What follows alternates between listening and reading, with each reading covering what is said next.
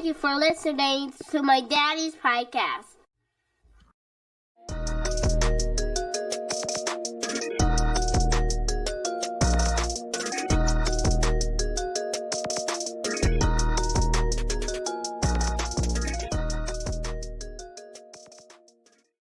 Hey, what's going on, sports fans? It is yours truly, Timothy J. Jones, and welcome to another edition of the Gumbo Pie Sports Podcast. And also, shouts out to everybody that is tuning in and know me as the host of the State of the Saints podcast, because this is a collaborative episode here on the Gumbo Pot, because we're going to be talking about the New Orleans Saints. But thank you so much for checking out both the State of the Saints as well as the Gumbo Pie Sports Podcast here. I'm asking everybody to subscribe to the channel if you're new to the Gumbo Pie Sports Podcast, or if you're on the State of the Saints and you don't know about the Gumbo Pie Sports Podcast, please hit that subscribe button, youtube.com, search Gumbo Pie Sports. But we're collaborating today, and we're talking a little bit about the NFL as well as the Saints versus Dallas Cowboys game, because that's clearly a high-profile game. But we're going to be talking a little bit about the Thursday night football game, the Buffalo Bills taking on the Miami Dolphins. And of course, we know that Tua Tagovailoa suffers yet again another concussion, which is unfortunate, in that regard. We're going to be getting to that. We're also going to be talking about some of the key matchups in week 2, the games that we all are going to be paying attention to this weekend, I should say. And how it could affect some of these teams. But I want to give a special shout out to everybody in the chat right now. I really do appreciate it. Thank you so much for tuning in, making the State of the Saints as well as the Gumbo Pot a part of your listening and viewing pleasure. But let's go ahead and get into it, man. Let's talk a little bit about some of the games that took place. Of course, last night, if you're watching this live, on a Friday, the Buffalo Bills took on the Miami Dolphins and put foots in 31-10. The Buffalo Bills have dominated the Miami Dolphins no matter what they put on the field, which is absolutely incredible. And the fact that Buffalo has lost some key contributors offensively, and Josh Allen continues to grow as a quarterback, and now he is the leader of that football team. You got to say that you got to be impressed at what you saw from him on Thursday night. It wasn't perfect, but they ran the football really well with James Cook. He had 3 rushing touchdowns in the game. Ray Davis, the rookie out of Kentucky, who, if you watch the SEC, you're very familiar with. He contributed on the ground as well. Didn't really see too many contributors when it came to the wide receiver position, which I feel like is a little bit of a concern in some of those tough games. I didn't see Keon Coleman. He didn't have a reception in the game, but Khalil Shakur really stepped up. He is going to have to be that number 1 guy for the Buffalo Bills. Dalton Kincaid, the tight end, going into his second season, the Buffalo Bills are relying on him as well. As far as the Miami Dolphins, man, I don't know what the heck going on with Miami. I really don't know. I don't know what's happening with them. It just seems like to me they look like world beaters anytime they go up against teams that are inferior. They can put foots in them. They can go for 50 points on them. But when it comes to stiff competition, like the Baltimore Ravens, like the Buffalo Bills within their division, they can't beat them. And I don't care how impressive you look offensively, going up against some of those teams that have some issues. That's not really impressive when you can, when you're not beating the teams that are going to be playing in January. So this is going to be a concern. And it was a concern even before Tua Tagovailoa was knocked out of the game. I mean, he looked awful out there. I mean, he looked absolutely awful out there, before he was injured. He had 3 interceptions. 1 was a pick 6. He was rolling out. He was under the rest, and he tried to chunk the ball out of bounds and tried to throw it as far as he can, only for it to be intercepted and brought to the house. So this was a game that they could have made a statement. I mean, it was at home. They were in their own stadium. Buffalo had to travel on a short week, and they went out there and they just absolutely destroyed them. And not to mention, Buffalo was kind of shorthanded in the game defensively, and they still were able to neutralize Jalen Waddle and also Tyreek Hill, who was pretty much a non-factor in the game. They had to get away from the things that make Miami special, which is running the football. A-Chain, who I really have a lot of respect for, think that he's talented, really couldn't get started, even though he was pretty effective in the game when he was running the football. You had to get away from him. And then on top of that, late into the game, I want to say maybe it was the late in the third quarter, going into the fourth, or it could have even been Tagovailoa was in the red zone and nobody was open, so he decided to run out of the pocket and try to get the first down, which he did. And ironically, he was hit by Damar Hamlin, which all of us know his story. And yet again, we see Tua Tagovailoa have temporary paralysis out there on the field and being knocked out cold. And this is the fifth concussion that Tua Tagovailoa has had. And it comes a time when, even if you're not the biggest Miami Dolphin fan, I know, a lot of you that's watching this right now, you root for the New Orleans Saints, but you watch football. There comes a time when, football kind of just takes a backseat to human life. And, you think about Tua Tagovailoa. This is a guy who has suffered concussions, and we've seen this on countless occasions. And it's more alarming and eye-popping because every time it seems like, he gets knocked out, it's in a high-profile game. It's a nationally televised game. This was yet another nationally televised game because the majority of America, majority of the world, they have Prime, right? So a lot of people watched this game and they saw this guy go out there and take another hit. And I know he just got paid a lot of money. He just got his contract, but it comes a time where you have to say to yourself, is it worth it? Is it worth me going out here risking my life? Because the more concussions you get, there's a strong chance that it could affect you going into the future. And I'm not trying to see Tua Tagovailoa 10, 15 years from now having to be carried and held by the hand to walk anywhere. And, to me, even with that, and I don't know, man, maybe I'm just looking at it from a different perspective. Maybe I'm just reaching here. But it was even when he was doing his pregame press conference. And, the reporter was asking him questions about what they got to do to get over the hump to beat Buffalo. And it just seemed like even when he was trying to answer the question, it seemed like things were kind of convoluted there. It seemed like he was struggling to try to get his train of thought. That kind of bothered me, to be quite honest. I mean, I didn't really think nothing of it. I was like, maybe he's just nervous. Maybe he's just not one of those people that just talk to the media a lot or can think on his feet on the fly. But when I saw that, I was like, man, that was kind of weird. And then you see him getting knocked out of the game yet again. The Miami Dolphins, they have a decision they need to make.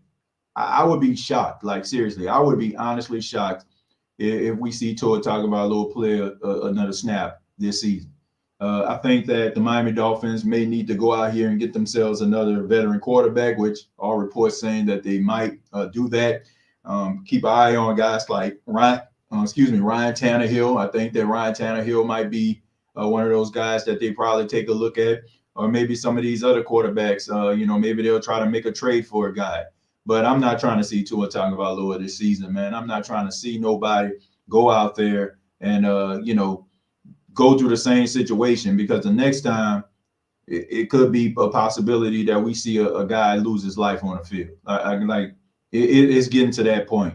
Like, we've seen this too many times. And I understand the Miami Dolphins, they want to be a playoff team, and I understand they feel like Tua gives them the best chance to win. But when it all comes down to it, you got to be able to protect this guy, because he's a football player. He's going to go out there and he's going to try to compete. He's going to try to win you football games. He's going to try to do everything that he possibly can to help the Miami Dolphins be successful. But you got to protect this guy, because, this is the fifth concussion that he had. And this isn't a good look for the NFL. The fact that you keep on trotting him out there, knowing that he has had some neurological issues that he has dealt with. We've all seen it. It's not like you can hide it. It's not like you can protect it. You are setting yourself up for a lot of scrutiny. We know that the NFL They take their fair share of blows for some of the practices that they do throughout the season. We all know about them not being short of controversial topics that involve them. But I will say this: you can't put this guy back out there on the field. You just can't. You can't put him back out there on the field, because if you do, it's going to be, it can be serious. And like I said, this is the second primetime game we've seen Tua Tagovailoa get knocked out cold in a game. This time it wasn't as long, but the fact that this guy has been in this situation more than once, and we're talking 5 times. The NFL may need to kind of jump in and intervene. Kind of reminds me of like when Austin Collie, the popular Indianapolis Colts player for a time, some of you probably don't know who he is, but he was a pretty decent slot receiver. He played alongside Peyton Manning. And Austin Collie, man, on 2 different occasions was knocked out cold. And I can remember him, trying to sign with another team, and it just seemed like he never got an opportunity to play the wide receiver position again. I think that was one of those situations where maybe one of those smoke-filled room type conversations took place, or a text message was taking place, or an email was sent like, hey, you might want to, check this guy out thoroughly. And teams probably thought to themselves, is it worth it? And the next thing you know, Austin Collie wasn't playing in the NFL again. So this might be one of those situations where the NFL possibly tries to protect themselves from the possibility of Tua Tagovailoa really seriously injuring himself to a point where, like some serious brain issues could take place. So I don't want to see this guy out there on the field anymore. Like, seriously, I don't want to see, at least this season. I do not want to see him, because that's not normal. That's not normal. You can try to protect this, and you don't even really have to talk about it as much. I know how it rolls, right? You out of sight, out of mind. But this is something that the NFL is going to have to address, because I'm not trying to see nobody lose their life on the field because this organization paid them $200 some odd million. Like I'm more concerned about Tua Tagovailoa, the person, versus Tua Tagovailoa, the franchise quarterback of the Miami Dolphins. And I understand Stephen Ross made that commitment to him, but now you got to make a commitment to trying to preserve this guy's life, because he's going to keep on going back out there. He's a competitor. He's tough, and he's not going to quit. But sometimes you got to jump in and say, hey, look, enough is enough. His family already talked to him last season about the possibility of retiring, and he thought about it for a second. Now I think you're going to have to really consider this. But, I don't want to see this dude out there. Like Skylar Thompson, I understand that he's not going to set the world on fire. He's a decent quarterback. I believe he came out of Kansas State. He played in a playoff game a few years ago. Didn't play bad. It wasn't bad in the game. But, I think if you can get him prepared, a week, get him kind of acclimated, I think he can play formidable for you until you actually can bring somebody in that can probably give you more stability at the quarterback position. Maybe, like I said, maybe a trade, or maybe there's a quarterback on the street that you can have your eye on that can help you out. But, you gotta make a really tough decision here if you're the Miami Dolphins. But thank you all for being here. Shouts out to everybody here. Feel free to put your comments. Doesn't matter what it is. It can be about the NFL. It can be about the New Orleans Saints. It can be about the Dallas Cowboys or whatever team. Be sure to put your comment in the chat. Dalton says, prayers for Tua.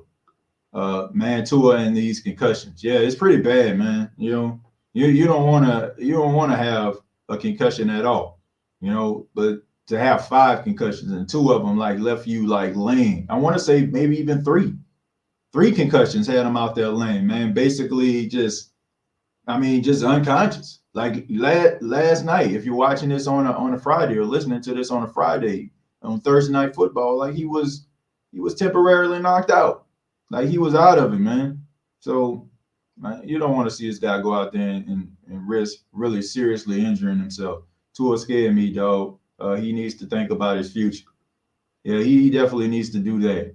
But, looking at the stats, once again, Josh Allen was 13 of 19, 139 yards and a touchdown. Really didn't set the world on fire with his stat line when it comes to, throwing the football, but he was efficient.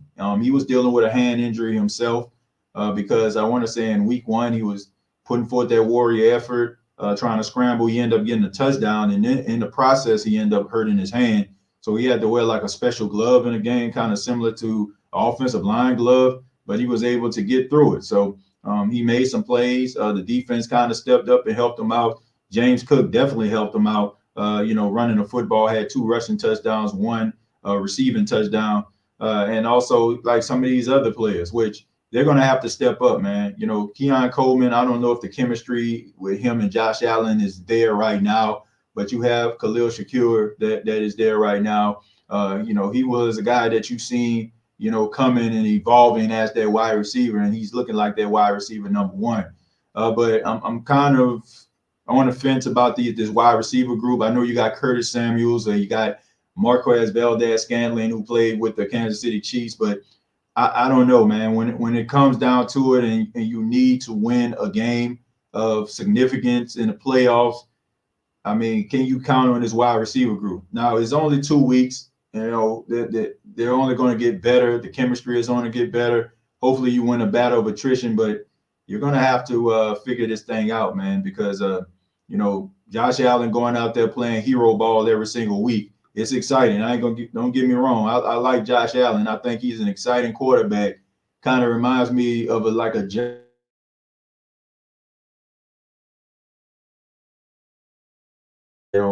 if your franchise quarterback is not going to be upright, scrambling and running for his life and trying to jump over and hurdle folk, and that ain't happening. Miami, they're going to have to go back to the drawing board, man. They're going to have to go back to the drawing board. The football is a game of emotions, and it has a way of humbling you. Last week, Dolphins, they looked pretty impressive. Tyreek Hill had 170 yards receiving. This week he had, what was his stat line on 3 catches for 24 yards, right? Jalen Waddle had a big game. Last night he was 4 catches for 41 yards. I mean, A-Chain, the running back, was the leading receiver. So you got to bring it every single week. You can't read your press clippings. You can't be sitting up here patting yourself on the back, talking about how great you are, how innovative your offense is.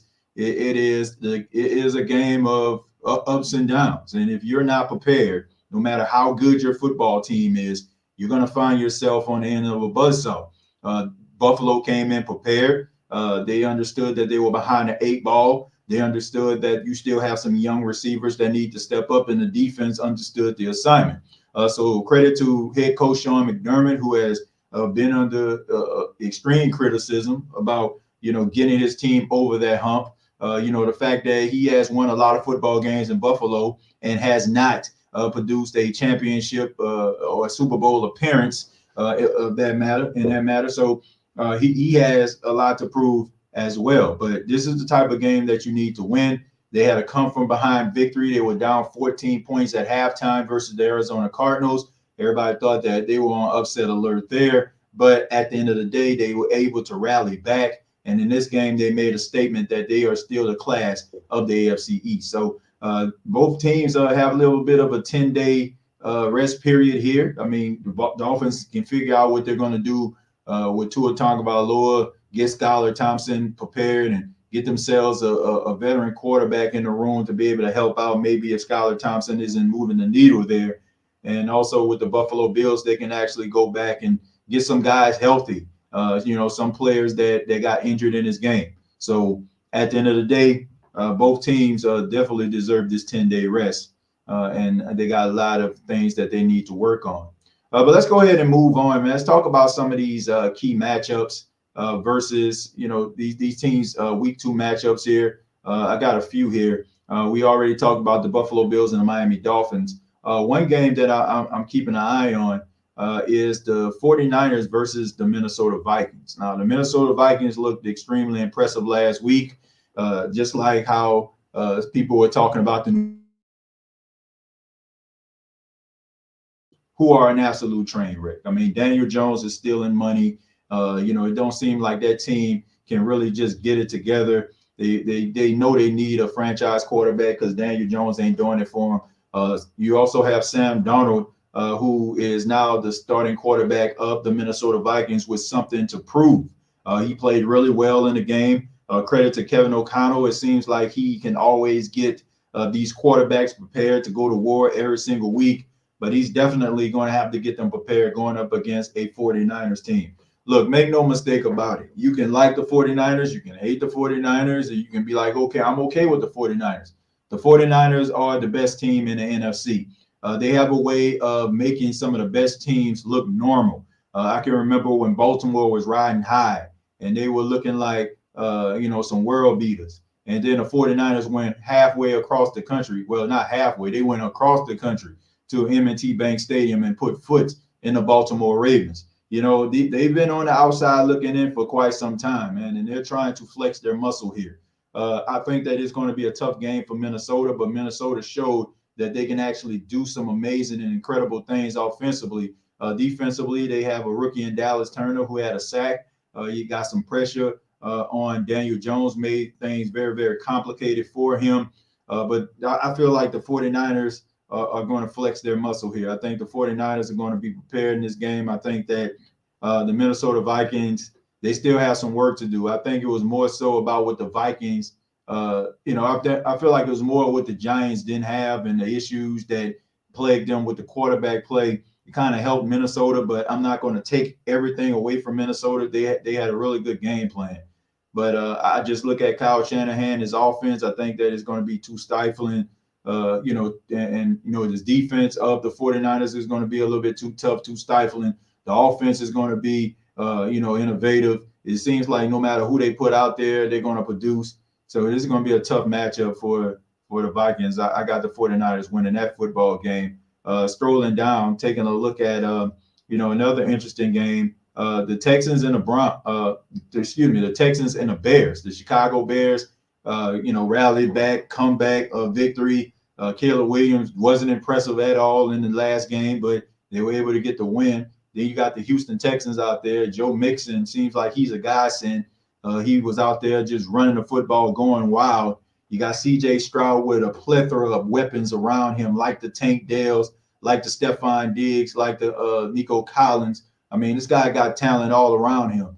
And, you look at the Bears, they got talent too. But I wasn't really impressed with the Bears. And if the Bears, if they start the way that they did last week, they're not going to win. I think the Texans are going to win this football game. They're playing at home. They're playing inspired football. And I think that it's going to be I think it's going to be maybe a 10-point victory for the Texans. Moving on, then we have another game. This is NFC South foe of the New Orleans Saints, the Tampa Bay Buccaneers taking on the Detroit Lions. This is a rematch of the divisional round of the NFC playoffs last season. The Tampa Bay Buccaneers were really close to actually going to the NFC Championship game. They played formidable versus the Detroit Lions. I think that the Detroit Lions are a good football team. I think they're running the ball well. I think they have the best offensive line in football. I think that they have some really good running backs. I think Jared Goff does not make too many mistakes. He's not going to put the ball in harm's way. Jameson Williams seems like he's coming into his own, and that's dangerous because you still have Amon-Ra St. Brown, who wasn't really a factor last game, but you know that he's capable of going over 100 yards, 150 yards if need be. But all in all, I think the Tampa Bay Buccaneers have a really good chance of winning this football game. I was really impressed last week at some of the things that I seen. Them having a new coordinator, I was wondering how that was going to look versus, the Commanders with Dan Quinn, who is known for being a defensive-minded coach. But Baker Mayfield, man, he's looking like the best quarterback in the South. He had 4 touchdowns last week. He had 5 touchdowns last week. McMillan didn't, drop a pass. So the Tampa Bay Buccaneers and New Orleans Saints, to me, I feel like it's going to come down to them in the NFC South. And I think the Buccaneers are going to go to Detroit and get that victory, man. So hopefully the game that we're about to talk about, the New Orleans Saints can possibly get the job done versus the Dallas Cowboys, because I feel like the Tampa Bay Buccaneers are going to probably end up coming out of Detroit with a victory. Go ahead and read some of your comments here. And like I said, you can send comments because we're streaming this across 2 platforms, the Gumbo Pod as well as the State of the Saints podcast. So if you would like, go ahead and put those comments down below. But let me read some of your comments here. It says the 49ers really is the second best team in NFL just in the Patrick Mahomes era. Yeah, I mean, I think it really just comes down to that. I mean, they just got to get over that Patrick Mahomes hump. I mean, it was a little bit of luck the first Super Bowl, because I can remember like Patrick Mahomes with that desperation throw to Tyreek Hill down the field. I mean, it looked like a punt, and Tyreek Hill just got under it, and that kind of saved them in that regard. Because I want to say San Francisco had like a 10-point lead, so it's just one of those things, man, where like you said, it's just Patrick Mahomes' greatness is being on full display right now. It's kind of like with Peyton Manning. Like I feel like Peyton Manning, if it wasn't for Tom Brady, we would be looking at Peyton Manning in a completely different light. It was just the fact that Tom Brady just always seemed to have his number in those games that really truly mattered. So it's just one of those things when it comes to the 49ers. They're just playing in an era where you have a very young quarterback who's only 28 years old, and it don't seem like he's slowing down anytime soon. I didn't like when Brian Daboll won Coach of the Year. Well, I can understand why he won Coach of the Year. The Giants were a train wreck. They still are, but he managed to kind of, in his first year, get them on track and made Daniel Jones look like something. They made the playoffs. They won a playoff game. They beat the Minnesota Vikings, right? So I think that was the reason why they made him Coach of the Year. But as we can see, he is risking losing his job by having Daniel Jones out there. I think they really may need to consider rolling with Tyrod Taylor, man. I mean, I'm serious. Like, they may need to roll with him. Does he still play for them? I assume he does, right? Or Drew Lock. Let me make sure. Let me make sure Tyrod, let me make sure. I know they got Drew Lock, but maybe Tyrod went over there to the Jets. Let me see. Let me make sure that I'm speaking true here. Okay, so he playing with the Jets, so they got Drew Lock. Okay, so Drew Lock is over there with the New York Giants. Drew Lock has started in games. He played with Seattle last season. Of course, he played with the Denver Broncos. He was a starter there. So as far as I'm concerned, man, you might need to look at that, because if Daniel Jones keep on going out there being pick six shorty, guess what, man? Those players are going to be looking like, man, what in the world are we doing? Why are we out here, battling and doing everything we possibly can to win a football game, only for our quarterback to go out there and be throwing the ball and throwing more picks than Razor Ramon? Like, nah, man. They're going to have to figure that thing out, because I think these guys know that Daniel Jones don't give them the best chance to win. And now we move on to a game that is, in my opinion, probably the most high-profile game of the weekend, the New Orleans Saints versus the Dallas Cowboys. And the reason I'm saying this is because, both teams look really impressive, made it look easy in week one. You had the Dallas Cowboys going on the road to Cleveland and going out there, putting up 33 points versus a Cleveland Browns team who had the #1 defense in football last season. Dak Prescott's stat line didn't set the world on fire. The running game didn't set the world on fire. The defense of the Cowboys looked impressive, had 6 sacks in the game. To me, when you look at the Dallas Cowboys and Cleveland Browns game, I went back and I took a look at this game, and shouts out to that boy Wolf. He posted like a video of Deshaun Watson in a pocket, and you can clearly see the right tackle. It seemed like he didn't really give too much effort, and he allowed the defensive end to go around him and just tee off on Deshaun Watson, which makes me wonder, like, does that offensive line care about Deshaun Watson? Do they care about him as the quarterback? Did he really tick them off in some capacity? Is he not doing what he needs to do and is making them frustrated? It was very, very telling, because, there was one time where, I think one of the offensive linemen was on the ground, and Deshaun Watson tried to reach his hand out to try to pick the guy up, and the guy just slapped his hand away, like, man, get away from me. And, when you're having situations like that, man, I mean, you might need to start considering going in another direction, starting your boy Jameis Winston. But all in all, the Dallas Cowboys did what needed to be done. Offense, defense, and special teams, they showed that, they are formidable. Nobody is really giving the New Orleans Saints a chance of winning this football game. Everybody's looking, at the predictions, especially Saints fans. They're looking at the predictions. Oh, the New Orleans Saints, nobody's picking them. Nobody expecting them to do anything. Even when you're hearing people talk about the game. It's more so about the Dallas Cowboys and their weapons and what they're going to do to the Saints. Look, I think that the Saints have a really strong chance of winning this football game. I think that the New Orleans Saints can win this football game. It's not like, the Saints don't have talent. It's not the fact that the Saints won't be ready defensively. They got veterans that are there. They got some young guys that can make some plays. And I understand that there is injuries that are going on with the New Orleans Saints. One in particular is Marshawn Lattimore dealing with the hamstring and hip injury. You have the first-round pick of the New Orleans Saints, Tallahassee Fuaga. He missed practice on Thursday. He was dealing with a back injury, something that stemmed back to the offseason. So I can understand why people aren't picking the New Orleans Saints.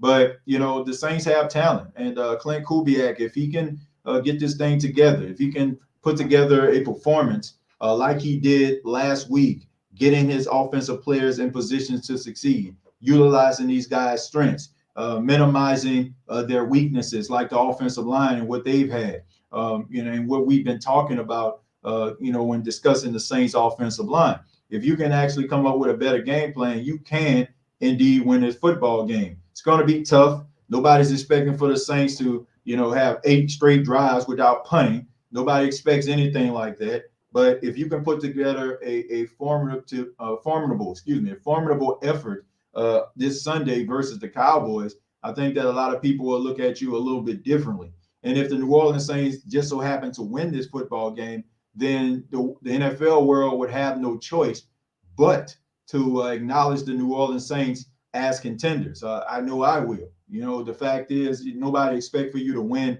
this football game at all. When people were talking about the schedule, the wins and losses with the New Orleans Saints, this murderous road that they're going to be dealing with over the next couple of weeks, everybody expected for the Saints to only win one game, and that was the game that they won this past Sunday.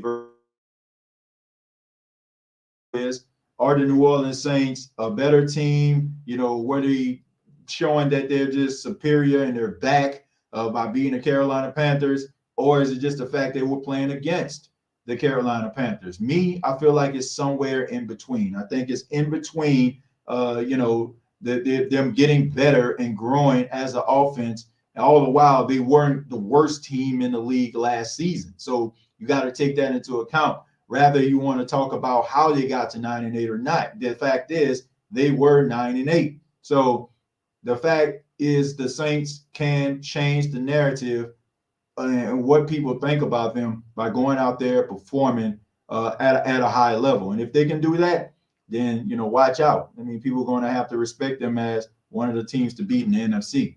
TJ, the game I want to see is the Chiefs. Every game we've had against Mahomes has been a close game, man. If we can beat the Cowboys, that's going to give me hope. Yeah, if you can beat the Cowboys, I think it's going to give you hope. And if you just so happen to lose to the Cowboys, it depends on how you lose. Like if you go out there and they just basically take you to the woodshed and you can't score any points and you just look absolutely embarrassing out there, then I think we pretty much got our answer like the New Orleans Saints.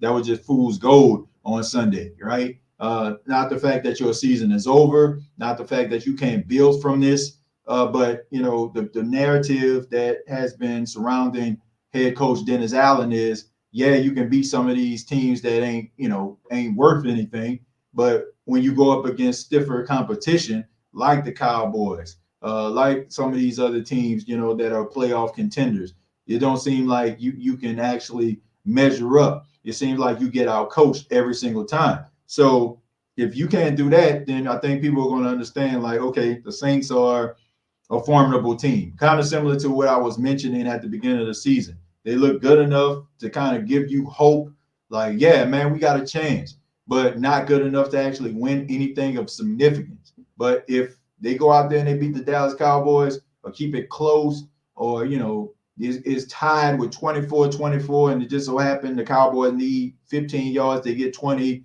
and their field goal kicker come out there and kick a field goal to win the game, I think that people can be like, yeah, you know what? All right, man, we got something there. But if they win this football game, then, onlookers, prognosticators are going to have no choice but to respect the New Orleans Saints as an improved football team. The game that you were talking about, with the Kansas City Chiefs, there's a game with the Kansas City Chiefs I wanted to mention. This should be an exciting game as well. They're taking on Joe Burrow and the Cincinnati Bengals.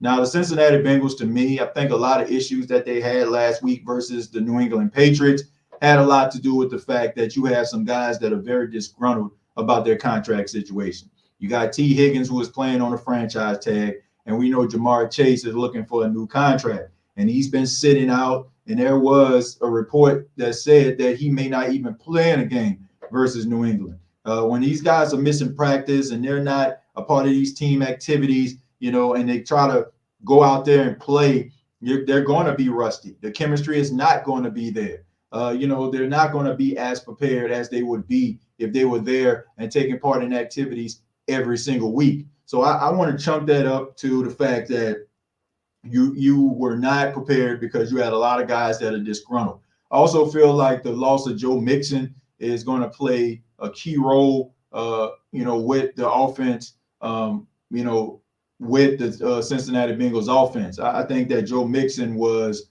a really underrated player when it comes to the Cincinnati Bengals, because everybody is looking at Joe Burrow. Everybody's looking at Joe Burrow and everybody comparing him to Tom Brady, saying he's a modern day Tom Brady. And I don't think too many people were paying attention to what Joe Mixon brought to the table offensively for the Cincinnati Bengals. And then you have the Kansas City Chiefs, still look like a formidable defense they have. You gave Patrick Mahomes more weapons. You got Xavier Worthy. He scored a touchdown on his first play. He also had another touchdown, so he had 2 touchdowns in the game. You got some guys like Hollywood Brown, who didn't play in the first game. I don't know his status, but he might play this week.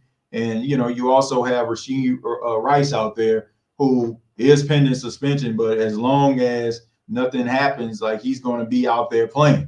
So they got a dangerous team, man. And I didn't even mention Isaiah Pacheco. So Kansas City going to be a dangerous team all season long as those guys can stay healthy. And the defense don't seem like they really missing L'Jarius Sneed out there, him being in with the Titans. So it's going to be a fun game to watch. I think that's going to be one of the best games of the weekend. Dalton says Hollywood Brown is on IR. Well, yeah, okay. So he's on IR, so that means he won't be back till about week 5. I don't think he's on season-ending IR, Dalton. But thank you for that. Thank you for mentioning that. But I think he's on an IR where you have to miss at least 4 games. So around week 5, I think he might be introduced, because I think the Saints will play them around that time. So that's going to be a fun game to watch. Vic says, love being an underdog. Yeah, the Saints are 6.5-point underdogs to the Cowboys.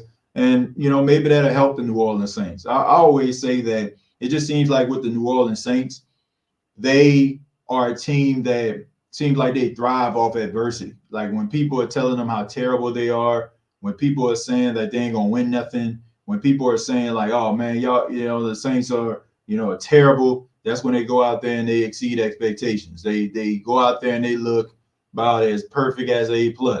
But then, when people dancing in the street talking about my squad going to make the playoffs, they're going to win the South, then the next week they go out there and it look like they forgot how to play football. So I think this is one of those teams where I think that everybody in the facility, coaches and players, they have the Cowboys have their undivided attention. So I expect for the New Orleans Saints to be as disciplined as they possibly can, because they know if they start making mistakes, there's a strong chance that they can lose this football game. You can lose this football game by being mistake-free. So if you're going to, shoot yourself in the foot constantly, it completely eliminates your chances of winning a football game of this magnitude. But I think that the Saints thrive and play better when they when their backs are against the wall there. Hey, TJ, I'll make sure I'll do a good against the Bengals on Sunday. Yeah, man, Dalton, hopefully you do. And for those that don't know, Dalton, is, someone that calls the show, and he sounds exactly like Patrick Mahomes. All right, so we just joke around with him from time to time, about that. Says, I like how everybody going for Cowboys. That's all right. We'll be the underdogs. Yeah, I mean, I wouldn't expect anything more, than the fact that, or anything less, rather, like the Saints deserve to be underdogs. They are a team that is trying to figure it out, and they still are trying to figure out who they are as a team. Hopefully, what we saw on Sunday versus Carolina could be it, but we'll see. Can I be? I think I already read. No, I didn't. I said, can I be worrying about Kansas City at all? I'm not going to worry about Kansas City. They got to look out with them Chargers.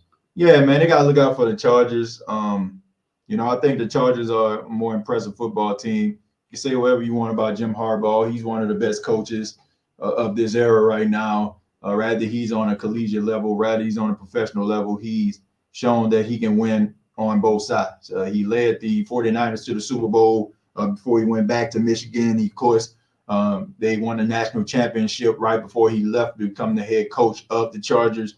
So that he's capable of winning football games. So, and I also think that he can get the best out of Justin Herbert. That man, Lucas Patrick, don't get enough credit, TJ. He looked better than Pete on Sunday. Yeah, I mean, look, Lucas Patrick is a feast of famine type offensive lineman. Like, there are weeks where he's going to look stellar, and then there's going to be other weeks where we're going to have a different conversation. I like his leadership. Despite the fact of him getting beat from time to time, he never he never gets too high or too low. He's pretty even keel. And I think that his presence as a veteran and being out there pays dividends to that offensive line, and also will help Nick Saldiveri when he decides to play, which I think that's the Saints' long-term solution for a left guard. Nick Saldiveri was playing pretty well before he got injured. The reason why Lucas Patrick kind of slid in there, but I like Lucas Patrick. We're playing with house money. Yeah, pretty much. Nobody really expect for the New Orleans Saints to do anything, just like they didn't expect for the New Orleans Saints to look as impressive as they did against Carolina. I think people thought they would win, but I just think that they probably just thought the game would just be very, very close. I know I did. LOL, Roll, you beat me, LOL. Let's see, what's happening, TJ, the host? What's going on, T30? Thank you for all those people over there on the Gumbo Pie Sports podcast, as well as watching this right now. This is about, NFL as well as the New Orleans Saints. So if you got questions about the NFL at all, we talked about Tua Tagovailoa at the top of the show, talking a little bit about his injury and how that could affect his future and the future of the Miami Dolphins. We talked about some of the games that I'm looking forward to this week. And also, just the New Orleans Saints versus Dallas Cowboys, which is a high-profile game. It's getting that A1 treatment. Troy Aikman, Burkhardt, not Troy Aikman, Tom Brady. I'm so used to saying they're the 1A team on ESPN.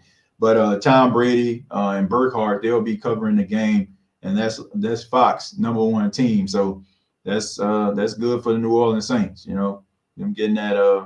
The majority of the country going to be watching that. Unfortunately, out here, but this, I plan on getting YouTube TV and a Sunday ticket.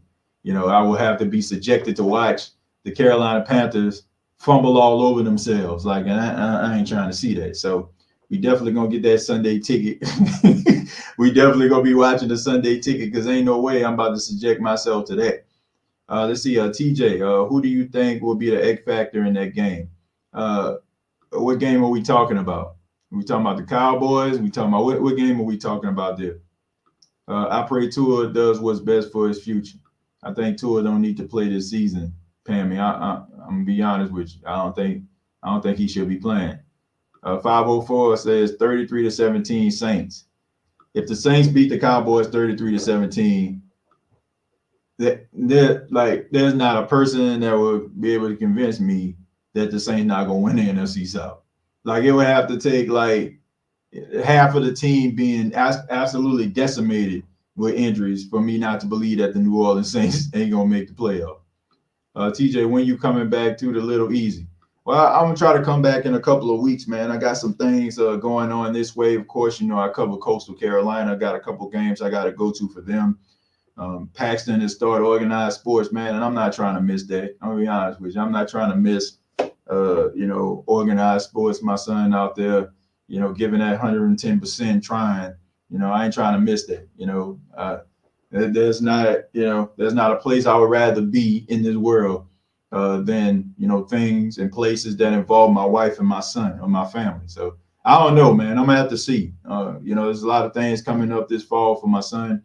A lot of things coming up with Coastal.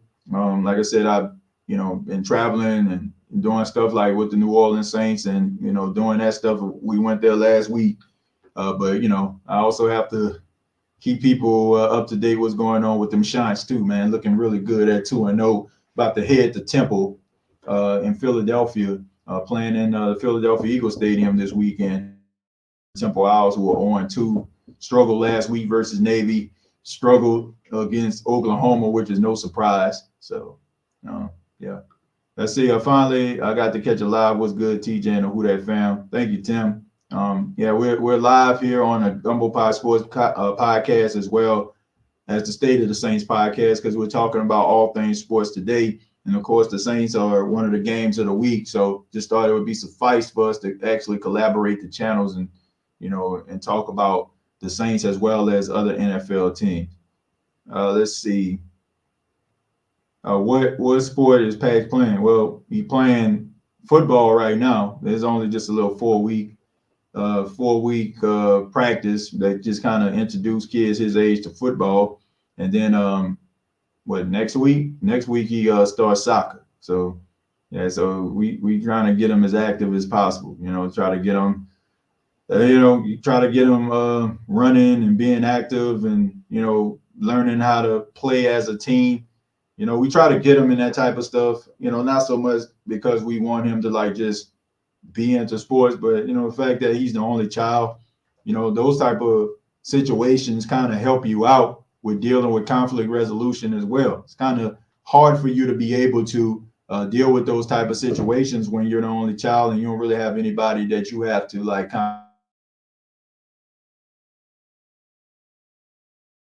those type of things kind of teach life lessons there. So he's excited about it, man. He's out there playing football. He's out there running around the cones and stuff like that. And he can catch pretty well for a kid his age. So the Saints played a garbage team and the Cowgirls played an even worse team.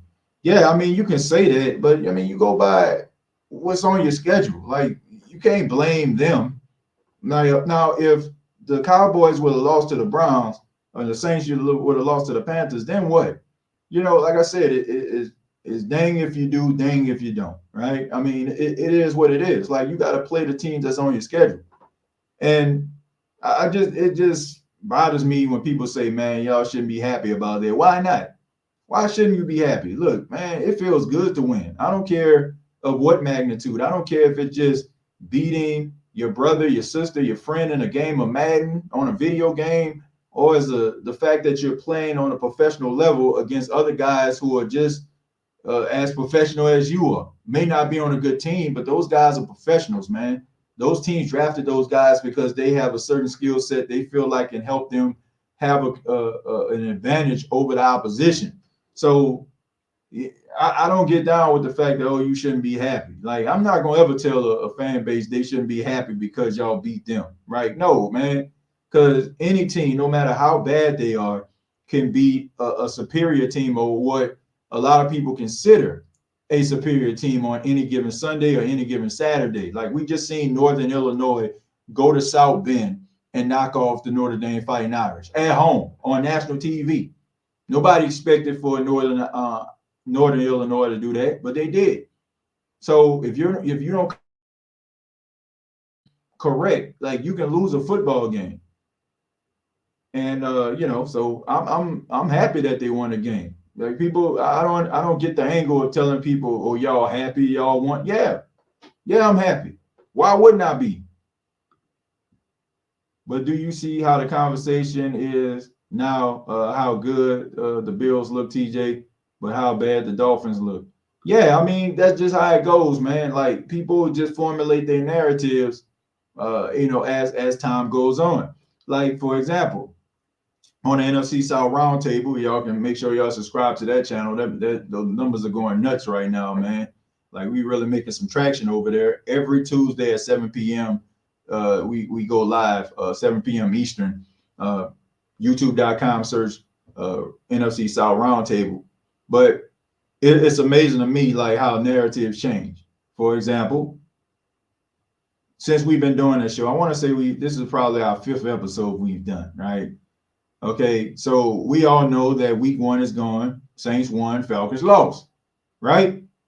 So the Falcons lose the football game, and now all of a sudden everybody up there putting up Kirk Cousins practice tape and watching his leg and watching him limp all over the place. Oh, so you see he limping. But I didn't hear none of this.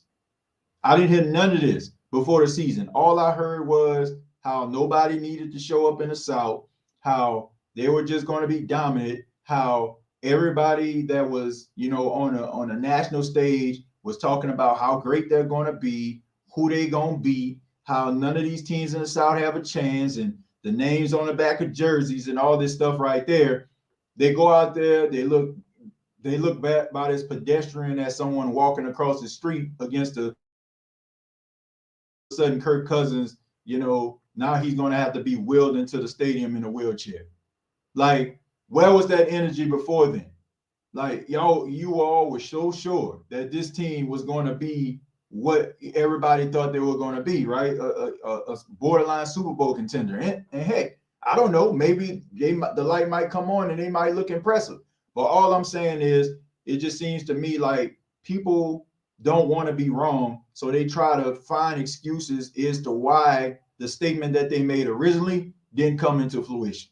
Me personally, like, for example, I picked the New Orleans Saints to win this football game versus the Cowboys. If the Saints don't win a football game, no matter how they lose, right? No matter if they get blew out or the fact they lose by a field goal. If the Saints lose that football game, guess what? They had a chance to win. They didn't do what needed to be done in order for them to win a football game. It's just that simple. Move on to the next week. I'm not going to try to make 1,000,001 excuses about, Derek Carr was eating buttered popcorn before the game and the ball slipped out his hand, or Alvin Kamara, he didn't tie his shoe on a 1st and 10 and he tripped over his shoelaces and he fumbled the football or something. Like, I'm not trying to make those type of excuses. Like, there are teams out there that, their fan base bothers me, when they start making these type of excuses. Like, y'all was so sure that things were going to work out. Now all of a sudden it doesn't. Now you're searching for excuses. No, don't search for excuses now. When you were so sure that your team was going to look dominant, that you were going to look impressive, like you were going to look like some world beaters.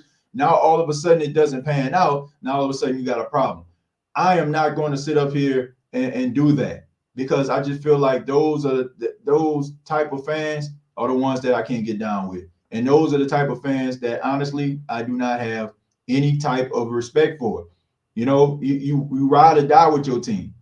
It's just that simple. You can criticize them. Of course, if you look at the State of the Saints podcast, we criticize the New Orleans Saints, when they do wrong. But at the same time, if they go out there and they lose, they lose on to the next game. But, that's just the way that I go, man. I'm not trying to see any excuses. It's rather you win or you lose. And if your team is as superior as you say, they got to go out there and they got to handle up on business. But, this could be a game where the Saints make a statement. This could be one of those games where they don't. But all in all, man, regardless, like, whatever they do, I'm still going to be there feeling like they have a chance. That man delusional, I thought TJ was capping when he said Falcons fans be delusional. Yeah, look, man. I tell people, man, I joke around a lot. If you ever watched the NFC South Roundtable, it's basically just my personality kind of turned up a little bit more, because, that's kind of what they ask of you. You know what I'm saying? It's a network, so it's a growing network. So I try to give my all. I try to bring that energy and bring a little entertainment to it as well. Y'all know me, man. I try to be as entertaining as possible, but I be telling the truth, man. I don't say stuff like, y'all know me, man. I don't say stuff for nefarious reasons. I don't just sit up here and just, say stuff like, oh man, they're gonna lose because they suck. And I mean, if I say the team gonna lose, I'm gonna give you reasons as to why. I was telling people, I said I see this movie every single year. They stack the deck when they feel like they got somebody that they recognize. Then all of a sudden, I'm talking Falcon fans, when they have a person that they recognize, now all of a sudden, like they in everybody chat. They in everybody chat talking about we got this, we got that, we got him. Yo, what y'all gonna do now? And what bothers me most about some of these Atlanta Falcon fans that try to get mad at me, they can't discuss football on a major scale. Like, not all of them, but for the most part, they can't discuss football on a major scale. They discuss football kind of like on a scale like you playing Madden. That's why I call them the Madden Bowl champs. Like, when I discuss football, I talk about strategy. When people say, man, I say the Saints have a chance to beat the Dallas Cowboys, people smack their lips. But when you look at it, if the Saints have cornerbacks that can line up in man, that can neutralize the wide receivers. The Saints have linebackers that can run with the tight ends and can tackle, right? I mean, the Saints have offensive weaponry and they can drive the ball down the field. They got a field goal kicker that can kick long field goals and, keep the team in the game. All those different things, right? But what people are looking at, they look at the combination of Monday Morning Quarterback on Fox Sports 1 and ESPN. That's fine. Those guys know what they're talking about. They played the game for the most part, the majority of them. I get all that. They combine that and people that have notoriety. And they feel like if a person has combined with the fact that everybody is saying this, we're going to win. But that ain't good enough. Like, that's why, like, when people say, I don't know what I'm talking about, doesn't really bother me, because I know if we were to have a conversation, I can like eviscerate you in front of everybody. Like, I know I can, because the majority of people that's coming at me, they're giving me cliff notes that they heard somebody say. They're not going looking at research. They're not researching it themselves. They're basically just becoming a droid. Basically they're just giving me information that somebody else told them. I receive information that people tell me, but I do my own research. I'm not looking at talking heads that is trying to give a controversial take, just so ratings and they can get clicks and likes. So my point is, when I'm talking to most Atlanta Falcon fans, they only can talk about football on a lighter scale, not on a scale that I can talk it on. I mean, I'm not trying to brag on myself, but it's the facts. So when I say I see this every single year, when I see this every single year, the Falcons tell me that they're going to win, they're going to look dominant, et cetera, et cetera. I'm like, I hear this all the time. I heard this. Like, I want people to understand this. The Falcons have been telling me this at least for like at least 6 seasons. They've been telling me they're going to start off the gate. They're going to look impressive. In the last 6 seasons, the Atlanta Falcons are 1-5 in week 1 games. 1-5. So it seems like you got a trend there. It's like somebody telling me, and I like this team, but LSU is like, man, LSU about to dominate week 1. Like, huh? They done lost 5 straight opening games. They done lost 5 straight opening games. So, I mean, sometimes like when history is out there, you got to kind of look at it and be like, man, is this who we are? See, 1-6. Yeah, I mean, even worse. I said 1-5 in the last 6. Maybe they 1-6 in the last 7. I don't know, man. But all in all, man, they don't win week 1 football games very often. Said 1-6, TJ. Yeah, I mean, yeah, it's pretty bad. So when I say that kind of stuff, I'm like, I'm not just sitting up here, just criticizing your team just to criticize them. No, I don't like the Falcons. I do not. And there's some fan bases that I can't stand, but I can respect. Like, for example, the Dallas Cowboy fans. Like, they're annoying, right? Because they act like they won a Super Bowl last night, but they ride for their squad. You know what I'm saying? Like, okay, man, we'll get them next year, man. We laugh at them, joke around with them, but they right back at it again. When it comes to Atlanta Falcon fans, I have no respect for them because they grandstanders. There's only two people, as many people that were going at me for the first when I said that they were going to lose that football game. I'm talking about people was bookmarking my comments. They was retweeting that comment, retweeting that video, everything, because they thought in their mind that they were going to show me up. There was only two people out of the entire group, and I'm talking about it was hundreds of Falcon fans. Only two people were standing on business and still went back and said, man, y'all still suck. This, that, and the third. We got it. We this season early, blah, blah, blah. So that's why, I ain't got no respect for them. And of course, like if the Saints just so happen to lose, against the Cowboys, they're going to be right back again talking noise. But where were you last week when your team lost? The only people that I'm going to acknowledge is the ones that was, telling me and still talking noise after the Saints won in dominant fashion against Carolina. That's the way I feel about it.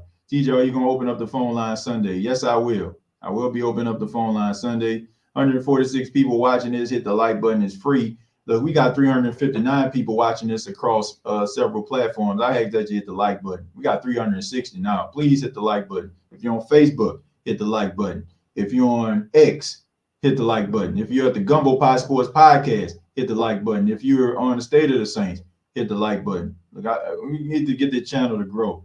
And I've been seeing an uptick of likes. Last month, man, we almost had 1 million watch.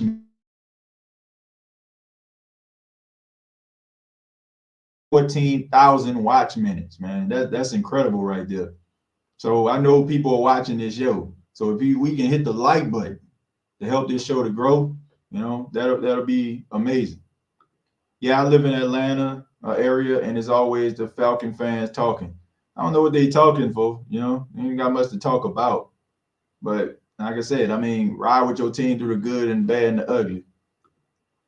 NFC South champions all time. Saints 7, Bucks 6, Panthers 5, Falcons 4. I know the Saints got to handle their business against Dallas and Philly, but don't let the Falcons lose against Philly and Kansas City. Yeah, I don't know, man. Honestly, I feel like I think they're gonna beat Philadelphia. I think they're gonna beat them. Now, if they don't, then they're in some serious trouble. But I think they might beat Philadelphia. I think that with Justin Fields and them scrambling around, and them kind of keeping them neutralized, it kind of just made me feel like, they do have a chance against, Jalen Hurts. But that's a completely different beast. You can say that the Pittsburgh Steelers only really had one true receiver out there, and that's George Pickens. You no longer have Deontay Johnson. He was playing in the game versus Carolina.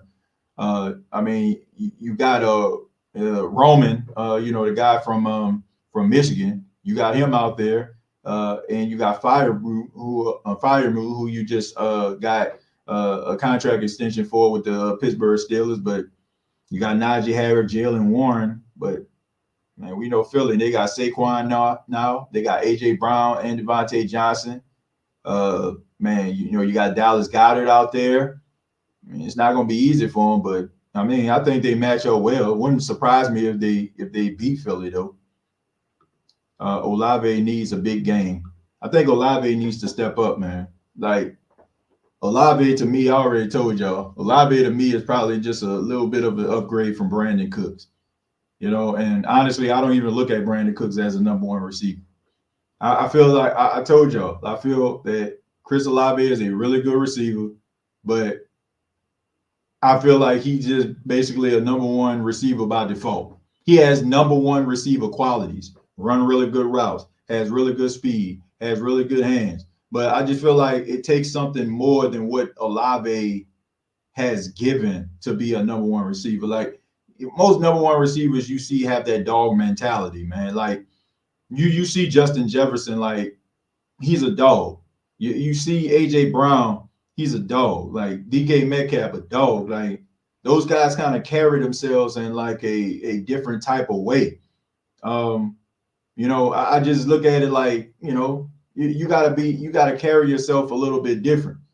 And I think that if the New Orleans Saints, let's just say for example, if the New Orleans Saints draft another wide receiver. Let's just say not number one wide receiver comes in with a lot of fanfare, right? A lot of cachet.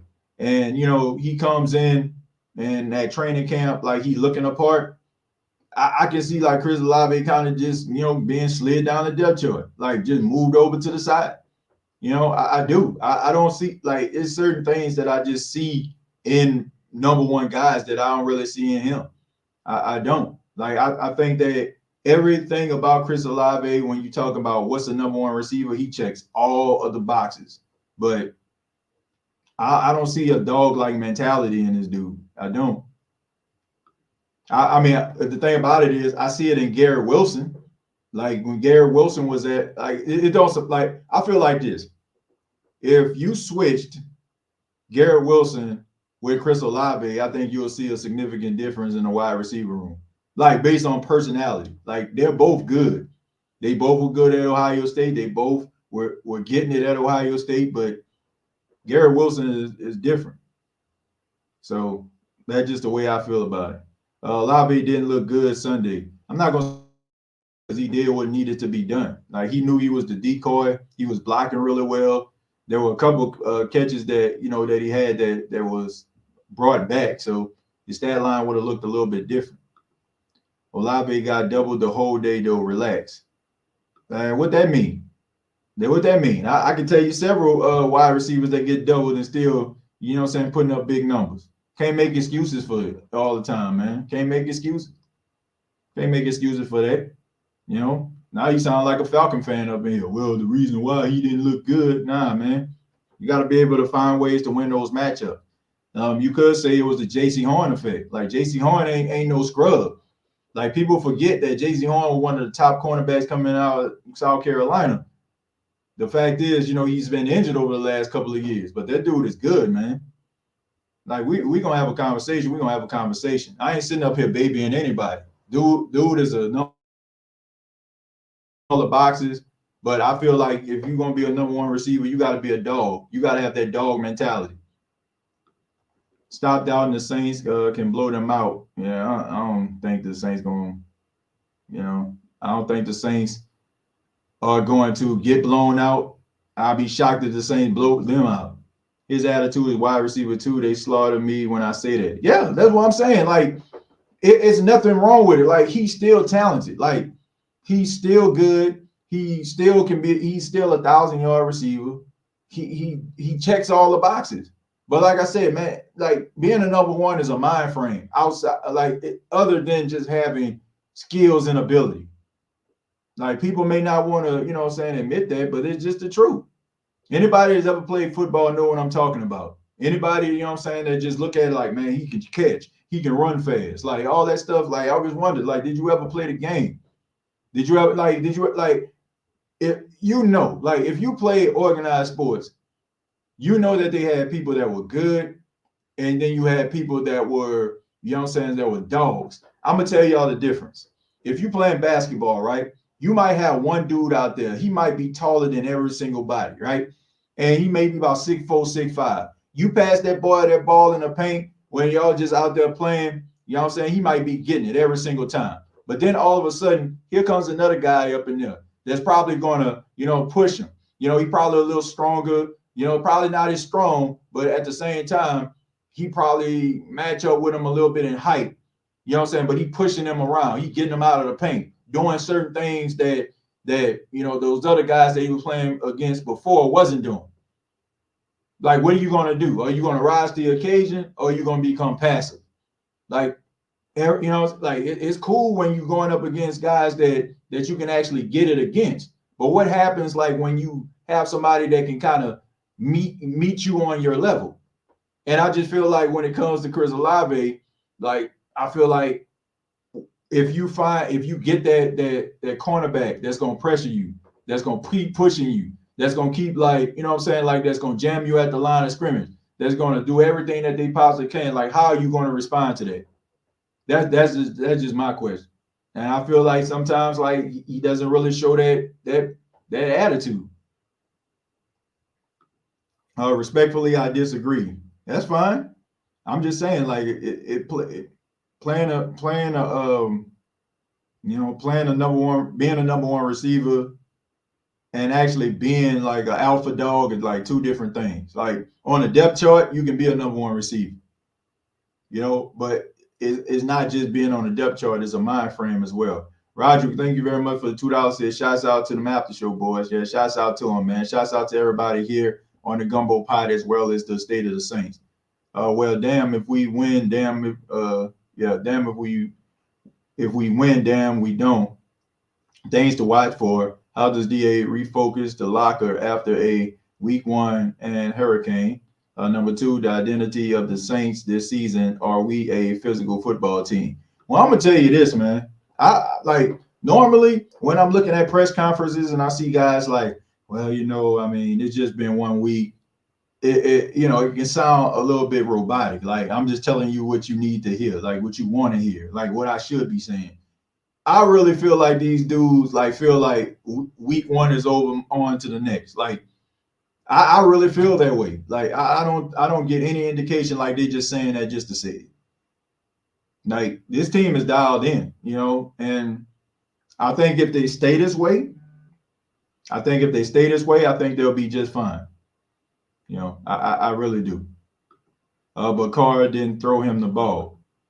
Well, he probably because he was probably covered, most of the time. And then on top of that, like no need to try to force him the football. Like why would you try to force him the football? And the question is like, what did he not throw him the football because he wasn't the target? I doubt that. I doubt if he they went into a game offensively and didn't have your number one receiver, being the focal point and having the most targets in the game. I just think J.C. Horn did a really good job at neutralizing him for the most part. I know we don't want to give credit to other teams sometimes, especially when it's against our team, but J.C. Horn is a good cornerback, man. Mike T definitely had that number one dog mindset. Yep. It's not just about just being fast and having good hands. Like you got to be able to check all the boxes, man. TJ, this morning I bumped into a Cowboy fan, of which there are many here in Philly. Told him, see you Monday, brother. He replied, okay. Like I said, man, they pretty confident, and they should be. I mean, they done won 12 games over the last 3 seasons. I mean, the regular season isn't the Cowboys' issue. It's the postseason. Would Travis Hunter be a number one over Olave? Skill set wise, no. Mind frame wise, yes. I don't think that Travis Hunter is better than Chris Olave as a wide receiver. I think that Travis Hunter is a better wide receiver than cornerback. I will say that. Like I didn't see like Travis Hunter like what they do is they try to like prop him up there like, oh man, he's great, he's wonderful. Like he is, don't get me wrong. But I didn't see this dude like go out there and get smoked by like mediocre Southern University receivers, getting cooked by South Carolina State. I want to say Shaq. I don't think he played in that game.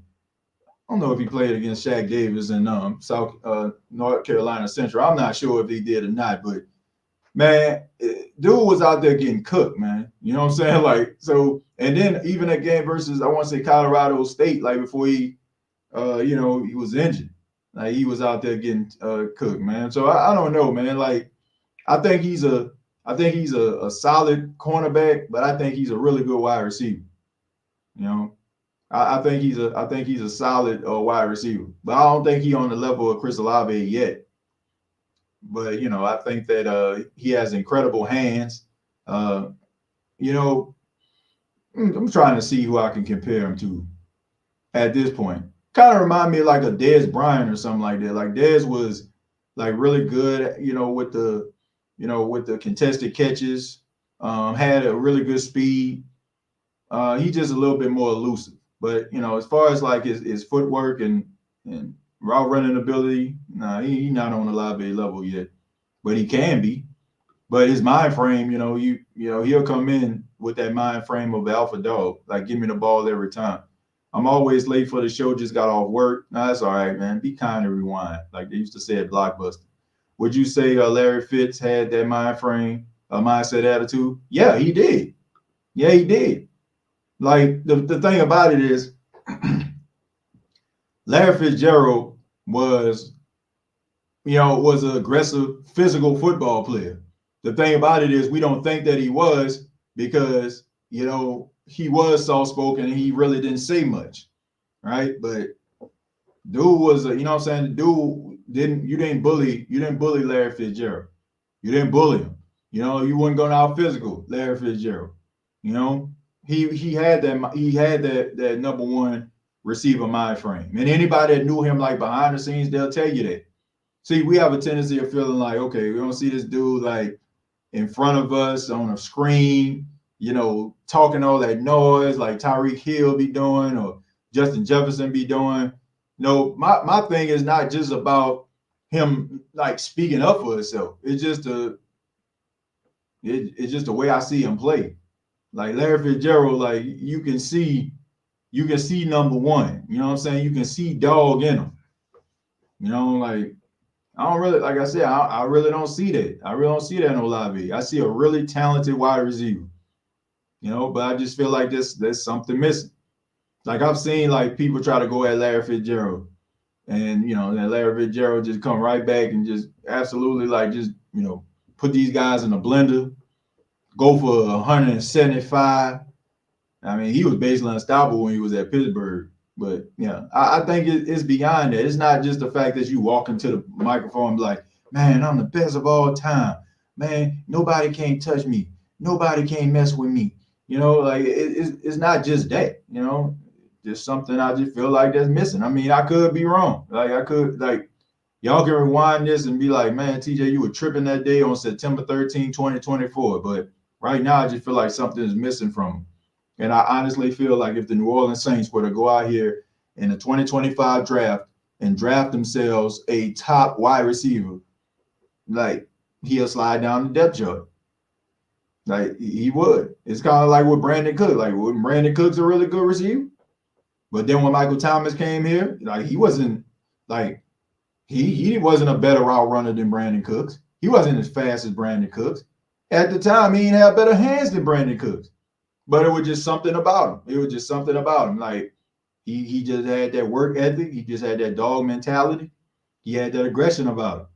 And it made Brandon Cooks expendable.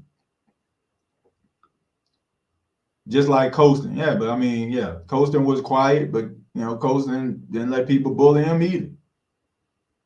And he showed emotion. Like I can remember times where, man, Colston was kind of famous for this at times. When he tried to dive over, the goal line, he'll fumble the football or something. He's done that like at least about 3 or 4 times in his career. And you'll see him on the sidelines, man, slamming his helmet like in frustration. Like I said, some guys we see that's not always in front of the camera, and we just think, oh man, that guy ain't tough. Like I said, my feelings about Chris Olave ain't got nothing to do with his demeanor in front of a camera. I just feel like a number one receiver needs to have some type of dog in him. And what Brandon Cooks is doing now. Being a integral part of the Cowboys offense. That's what he's doing right now. That's what he's doing. You wanna, let's see. Let me take a look at some of his stats. All right. So if the Houston Texans, he had 700 yards in 2022. 657 yards last season. He as the number 2 receiver. 8 touchdowns last season. With the Texans, he had 90 catches for 1,037 yards back in 2021 and 6 touchdowns. In 2020 with the Texans, he had 1,150 yards and 6 touchdowns. And last week, he had 4 catches for 40 yards and a touchdown. So if you were trying to use that to try to make it seem like he ain't doing nothing, straight backfire. Everybody knows CeeDee Lamb is the number 1 receiver for the Dallas Cowboys. So we know that, he's going to get the majority of the targets. So, of course, he's going to have a downtick in his stats. And not to mention, I think he missed a few games. He didn't play all games last season. So, like I said, Brandon Cooks is efficient, like he's a guy that is always going to go get it. He's a guy that, that's going to make some plays, but he just not going to be that number 1 receiver. Not going to be that number 1 guy. And that's the reason why I feel like he got traded so many times. Not the fact that he's not good. They just feel like they can get somebody else. And why would we be paying this guy, top wide receiver money when we know that more than likely he's just a top shelf number 2? So TJ, what kind of deal do you think Olave is going to get? I think Olave is going to set the market. That's what I think. I think he's going to set the market because he's the number 1 receiver on the team. All right. I mean, that's the way I feel about it. I mean, my feelings, about him ain't got nothing to do with what the Saints feel about him. It's not like New Orleans Saints organization looking at the state of the Saints or the Gumbo pot and like, hey, Chris Olave, look at him, man. Look what he's doing.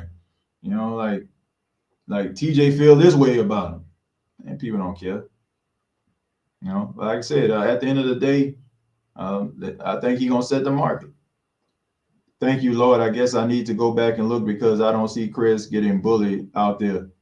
I don't know, man. Like I said, it's just me. Like Cameron, I don't want to sit up here and just say I'm the most right person in the room. Like I said, I'm just a person with the microphone. Like I'm not in the business of trying to just persuade people, talk people off their positions. I just try to give compelling arguments to the reason I feel the way that I do. But what I won't do is allow people to try to slander that man Brandon Cooks, all right? Because the guy is a very, very talented wide receiver. So I know sometimes like when players leave, like we have a tendency of watching their career, like we see this dude bouncing around the NFL, and we're wondering like why in the world is this happening?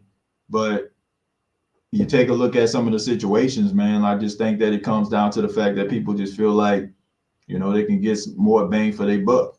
Like he's a guy that can catch the ball, but not really known for yards after the catch. Can get past you, blow past you, but people ain't paying top wide receiver money for just a speedier downfield receiver like that. They feel like they can get that anywhere. Let's see. Marvin Harrison Sr.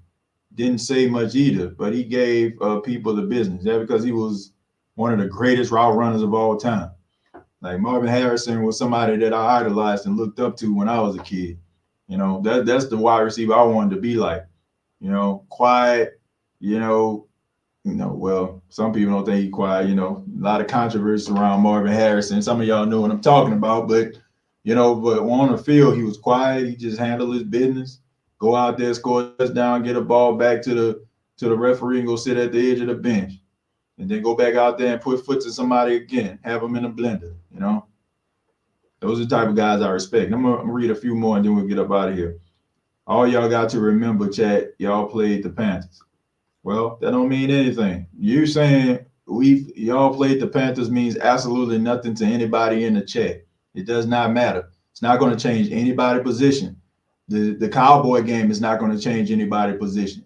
Like, these are loyal sports fans in this chat. They're loyal. Like, the people that I see up in here, I've seen in here through Saints devastating losses, embarrassing losses, heroics, come from behind victories, like barking up the wrong tree here. Like, Saints fans' love for this team isn't conditional, like you see some of these other fan bases. So saying, oh man, all y'all did was beat the Panthers, nobody cares. Like I said, if the Saints go out there and they play formidable this Sunday and beat the Cowboys, people are gonna be happy. Even if they don't and they have a lot of work to do, people still gonna be here. So saying that all they did was beat the Panthers means absolutely nothing to any Saints fan in here. Let's see, TJ, do your sister live in New Orleans? No, my sister live in Mississippi. Let's see, not sure why people keep talking about the Panthers. Because they want us to, they want Saints fans to feel bad about themselves. Like, oh, man, oh. Yeah, I ain't seen a Saints fan yet. Like, oh my goodness, man, I'm cheering and we just beat the Panthers. Like, who cares? People happy they won. Just like, I don't know what fan base you're a part of, but if your team won, you'll be somewhat happy too. I don't care if they play ITT Technical Institute. You still gonna be up here talking about, man, we beat ITT Tech. Like, I guarantee you, just stay tuned.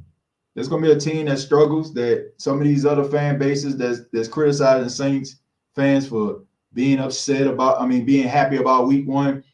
like in a couple of weeks, they're gonna go up against a team that's a train wreck. They probably gonna dominate, and they're gonna be beating on their chest, talking about how great their team is at the expense of that low level team. So there you go, right there. I'm not. I said on the state of the Saints. I said on the Gumbo pot. I said on NFC South Roundtable.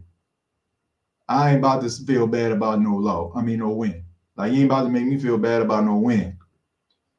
Derek will be captain check down this weekend. TJ, good window. Well, he can be captain check down. As long as them check downs have some lead blockers in front of Alvin Kamara, I'm good. All right. But I will say this: the keys to victory for the Dallas Cowboys is to neutralize the run, shut down the running game, and try to have Derek Carr try to beat you. And if Derek Carr can beat you, I think they'll live with it. TJ Bomani Jones has the ongoing bit where he refuses to say Marvin Harrison Sr.'s name because he doesn't want no problem. LOL. Calls him Harrison. We say Harvin Morrison. He been like, hey man, I ain't no snitch. Hilarious. Yeah, look, man. Look, if you don't know about the Marvin Harrison story, check it out. I ain't gonna really go into details here, but you know that there was some serious allegations that involved Marvin Harris. Do you think the players hear the noise of media and wants to prove them wrong? Yeah, of course. Guys hear it. I mean, we see Honey Badger and Cam Jordan and you know all these other guys be on social media. You know, they hear it, and you know they as a matter of fact, yeah, I want to say right before the Carolina Panthers game, you know, DA had a meeting and he was just putting up on a slideshow and just showing people what the NFL is saying about them, the criticism that they getting and all that kind of stuff. So yeah, they know what's going on. Saints are live, TJ. Yeah, well, we'll see how live they are on Sunday. Saints getting Walmart as we speak across from Cowboys Stadium. Saints fans that live in Dallas, we hyped up. Well, yeah, I mean, look, you got it's a neighboring state, number one. A lot of people relocated to Dallas, Fort Worth area after Hurricane Katrina. I ain't got nothing against Dallas as a city. You know what I'm saying? I lived in Dallas. I lived in Dallas for, 5 years, right after I graduated from Jackson State. You know, shouts out to SM. Like, so, you know, all these, you know, like, man, I ain't got nothing against it. Like, that, like to be honest with you, if I didn't live in South Carolina, that Dallas-Fort Worth area would probably be an area that I would want to move to, like to be able to raise my family, because there's always something to do around there, you know. But like I said, all in all, you have people that relocated from, you know, New Orleans to Texas, rather it's Houston, rather it's Dallas, rather it's like around those, you know, Houston areas, Port Arthur or whatever. So, you know, I ain't got nothing against Dallas as a city. You know, some of the coolest people I ever met in my life live in Dallas, right? But, you know, like I said, Dallas Fort Worth is the ish. Yeah, man. I mean, if you like a young, you know, fresh out of school, like want to take on, you know what I'm saying, being in a business world or something like that, you move to Dallas, you always got something to do, man. I mean, their nightlife is pretty hot, you know. Yeah, they got clubs for people that's, you know, big wigs, and they got the clubs for people that just trying to chill, you know, trying to relax, and you know what I'm saying, don't want too many people to be around them. Like you know, if you go to Walmart and that one pack, they got one about 3 miles down the street. So, hey TJ, the Dallas media is talking about a blowout. The media here is delusional, like some of these women out here. Well, look, I would say with the Dallas Fort Worth, if you're listening to 105.3 The Fan, I mean, it's owned by the Dallas Cowboys. What you think they're gonna say? You know, what you think they're gonna say on 105.3 The Fan? You know, you got Jerry Jones having his radio spot every single week.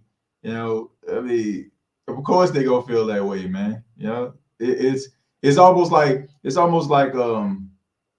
you know, like how some of these network shows are, like how CNN is kind of, you know, catered to the liberal side, and then you got Fox News kind of cater to the conservative side, like, you know, and 105.3 The Fan is like cater to like the delusional Cowboy fan. Like, we gonna win every week, you know. That's kind of how they are, you know. I mean, that's the one. Like, that's what I remember when I was down there, you know. But like I said, all in all, man, I ain't never had no issue with no Dallas. You know, I ain't never had no issue with Dallas at all. You know, I like living there. I love to visit there. You know, I ain't been there in a long time, but you know, I enjoy living there. But you know, if I was to move back, I wouldn't stay in Dallas. I'd probably stay like on the outskirts, maybe like Frisco, Louisville. When I stayed there, I stayed in Carrollton right before I left. So like a little suburban area. Like I would like move somewhere like that. But all in all, man, it should be an interesting game. I don't feel like no team, you know, has that advantage to a point where I just feel like, you know, it's going to be a blowout. I'll be shocked if it is. What's your thoughts on Fuaga? I hope he plays. I think he's a really good, talented left tackle. The fact that he never played left tackle and he's playing left tackle at a high level like he did, graded, one of the highest graded offensive linemen, not just rookies, offensive linemen last week. It is impressive. I don't think that the game is too big for him. I think he's sure of himself, and he's only going to get better and stronger because he's young, you know, as time goes on. So I think that he's going to be a force to be reckoned with as long as he stays healthy. Saints, TJ, it's interesting to learn 105.3 is team owned. And here we be talking about the Jesuit owning WWL and what influence that has on broadcast content. Yeah, but I don't know. You know, I love WWL. WWL is one of the main reasons why I got into broadcasting in the first place with Jim Henderson, late great Hoagie Gajon, Frank Davis being, you know, the Power Hour and, you know, all these different shows that used to come on WWL. But I don't know. Buddy D, shouts out to Buddy D. May he rest in peace. Wish he was alive when the Saints won the Super Bowl. But I don't know. To me, I feel like they need a little bit of a facelift. You know what I'm saying? Shouts out to my guy Jeff Nowak, Steve Geller, my guys right there. But need a little something different out there, man. They need something a little different out there. You know, they need something else. That ain't, you know, it's people gonna listen to it because it's there and everybody kind of, you know, I mean, it's a staple. Like it's over 100 years, like it's been there. But you know, I just feel like there's something different. I do feel like I feel like I gotta say it. I feel like they need more representation, African American representation, Hispanic representation. Like I ain't like outside of like if like being a former player, like I ain't never seen nobody, you know, of color ever, you know what I'm saying, it was like being a broadcaster there. You know what I'm saying? Unless it's like Deuce McAllister or something like that, or one of these other guys who played for the team, you know? And I just feel like I know people who are broadcasters that will probably knock it out of the park. And I'm not even just talking about myself, you know, but I just think that, you know, is number one, not very exciting. You know, I feel like at times that people's opinions and views don't really matter. You know, it's about, you know, what certain people say. I don't, you know, like I said, I'm not trying to go in. I'm looking at it from, look, I'm a general manager of a radio station. So I kind of know the ins and outs of broadcasting and ratings and understanding all that stuff. So, you know, I don't know. It just needs something different in my opinion. Commercials every 2 seconds. You ain't lying. You ain't lying. I mean, I don't know how they got that flex clock going, but it's like, man, talk 5 minutes, then you get about 10 minutes of commercials, then come back, talk another 5 minutes. I mean, they only like it seems like they only got like maybe they got 15, right? Because they go to news at the top of the hour. So the news is like 15 minutes. Then after that, they'll probably talk about 2 segments. So they'll go 15 to 20, then 25 to 30, because you got 5 minutes in between. Then you have another, you know what I'm saying? Then so yeah. So you got at least 4 5-minute commercial breaks. So somebody do the math on that. So what's 4 times 5? So that's 20 minutes right there, right? So you got 20 minutes of commercials, 20 minutes of talk.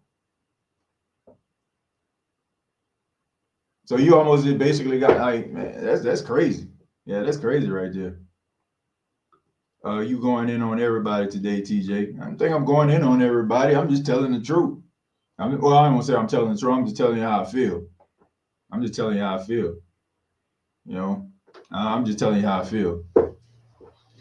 And I could be wrong. Like I said, I'm not sitting up here trying to get an amen corner from people. You know, I'm not trying to do that. I'm just telling how I feel. Like I ain't got nothing against anybody, you know what I'm saying, that work there. I don't have anything. Like I just feel like things can be different. You know, I feel like things could be different, but they're not. TJ, I've learned to listen to the audio replay on WWL sports shows on Odyssey. That way, I miss all the breaks. Yeah, I do that too. I wait for like the podcast to come out. That's commercial free. Everybody has a view. Just depends on where you've been, what you're looking at, and then what you see. Too political, not enough sports talk. That would be my dream right there. I'm gonna tell y'all what my dream is.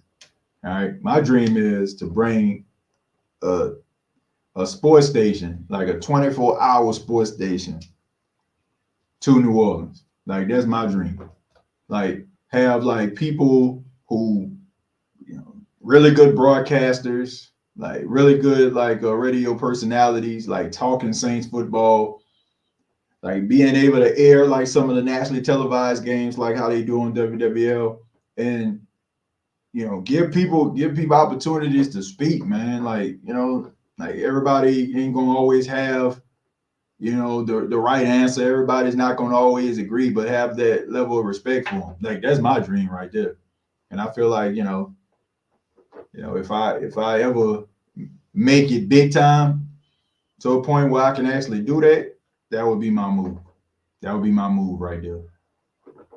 You know, but I don't know. I like I said, I got nothing but respect for WWL, people that work there. I would be a broadcaster today, I believe, if it wasn't for that, because that was like my first influence. But I just think that some things need to be different. Let's see, yo, TJ, the winter, I'm gonna need one of those SOTS hoodies for the winter. Gotta represent, man. You can go to bonfire.com, bonfire.com. Search State of the Saints podcast, and they got some hoodies, shirts, hats, all that stuff over there. TJ got baited like Trump the other night. We forgot we listening for football. We're listening for football, LOL. Well, not really, Jody. I mean, we at the end of the show, so that's kind of like how we roll anyway. It's not about being bait, but thank you for letting everybody know you don't really listen to the show very often. Because everybody knows, like, towards the end of the show, we start talking about all type of different things, like from, high sized po' boys to, I don't know, man. We basically just talk about everything. So, we already know. I've already talked about that ad nauseum. What the Saints got to do against the Cowboys. We already covered Tua Tagovailoa. We've already covered the games for week 2. So yeah. Says I'm not hating, I'm a fan, but that WWL comment got you going. Well, I don't think it. I mean, I don't know, man. I was just trying to be fair with it, man. People ask me questions, I try to expound on it. I want to just sit up here and just leave you out there. Like if you just say you like that, nah. Well, why don't you like it? Why do you like it? So I don't want to just leave anybody out there. That was just I was just giving my opinion about it. But I get what you're saying. But like I said, towards the end of the show, Jody, anything goes, man. So we about to go ahead and end the show. So like I said, always towards the end of the show, that's when we just basically talk about life, food, probably staples, that are part of New Orleans. You know, Jerry said football talk only. Yeah, I mean, like I said, towards the end of the show, like, but one thing I'm not going to really, I'm definitely not going to get into is politics. That's something that you'll never hear me talk. Like, nah, like probably what I'm saying, like not on this show, because that is way too divisive in modern times. But let's end with a Saints question. The young blood here says, TJ, we have to keep our fingers crossed that Tallahassee is able to play against the Cowboys on Sunday. Yeah, we got to keep our fingers crossed, man. But man, they got to win. They got to find a way to win this football game. That's the only reason people are going to start taking this team serious and not take them lightly from week to week. But I want to say thank you all so much for checking out the Gumbo Pie Sports podcast and also the State of the Saints podcast. And I ask that you subscribe to the channels, youtube.com, search Gumbo Pie Sports Podcast. If you're on the fence, hopefully by the end of this episode, you have hit the like button over there on the Gumbo Pie Sports Podcast. If you caught it late, all you got to do is be kind, rewind. Go ahead and check out the beginning of the episode. We talked a little bit about Tua Tagovailoa and his future. Talked a little bit about some of the week 2 matchups that I'm looking forward to. Saints versus Cowboys, very high profile, which is the reason why we decided to go across both platforms here.